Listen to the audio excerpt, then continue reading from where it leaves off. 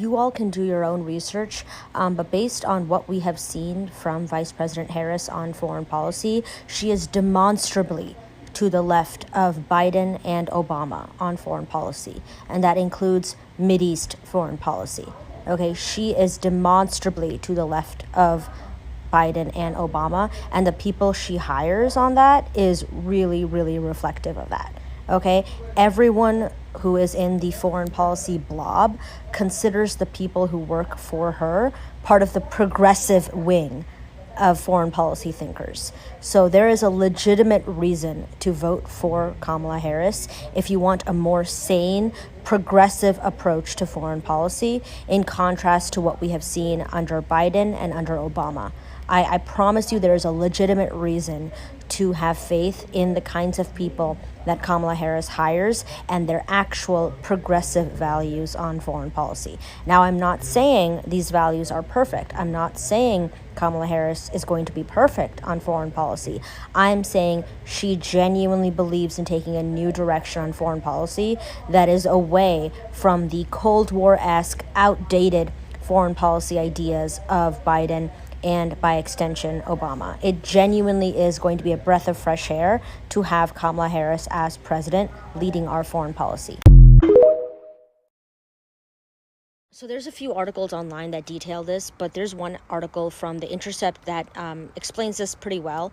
And basically what it explains is that even though Harris had to publicly support Biden's position on foreign policy during this whole administration, and that sucks. I agree, that sucks, right? Even though she has to publicly support his position, she has attempted to not just temper his language, but to bring the foreign policy a little bit to the left, to actually seem more sane on foreign policy, especially Middle East foreign policy, right? Again, I am not saying she's perfect. I'm saying it is clear that she is someone who is bendable on this issue, unlike Joseph Biden, unlike Donald Trump, right? So here's the excerpt. Late last year, Harris reportedly pushed the White House to be more sympathetic towards Palestinian suffering and more forceful against Netanyahu to seek long-term peace. In March, Harris delivered a speech in Selma, Alabama, forcefully calling for an immediate ceasefire and urging Israel to do more to increase the flow of aid to Gaza. No excuses, she insisted. While the speech seemed to mark a change in the administration's stance on the war, reports surfaced that the National Security Council had watered down parts of her speech. Basically, what this tells us is that even though there is still so much work to be done by people who are activists on this front, obviously, right, it is easier to force somebody like President Harris, like Vice President Harris, into a more respectable, a more sane, a more sympathetic position, right? Unlike Joseph Biden. Biden has supported this specific avenue of foreign policy for decades now. He has supported this specific tack in foreign policy, especially in Mideast foreign policy, for decades, right? And this was evident when he was vice president under Obama as well, right? However, what the evidence shows us is that Kamala Harris is more susceptible to being forced to move left on foreign policy, right? And I think that is a little bit of hope.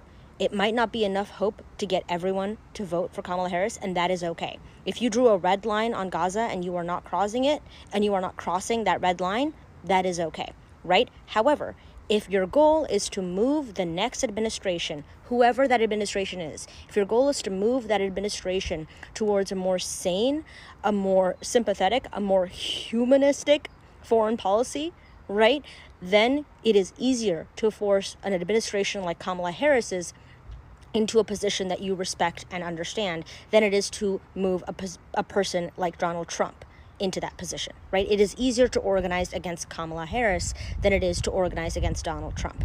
That is only the point that I'm making. However, again, I repeat, if you have drawn a red line and you will not vote for either candidate because of this, I respect you and I cannot bully you into voting for either candidate, right? I am just suggesting that this is something that a lot of activists on a lot of issues, right? Climate, immigration, abortion, everything. This is the tack that they are taking.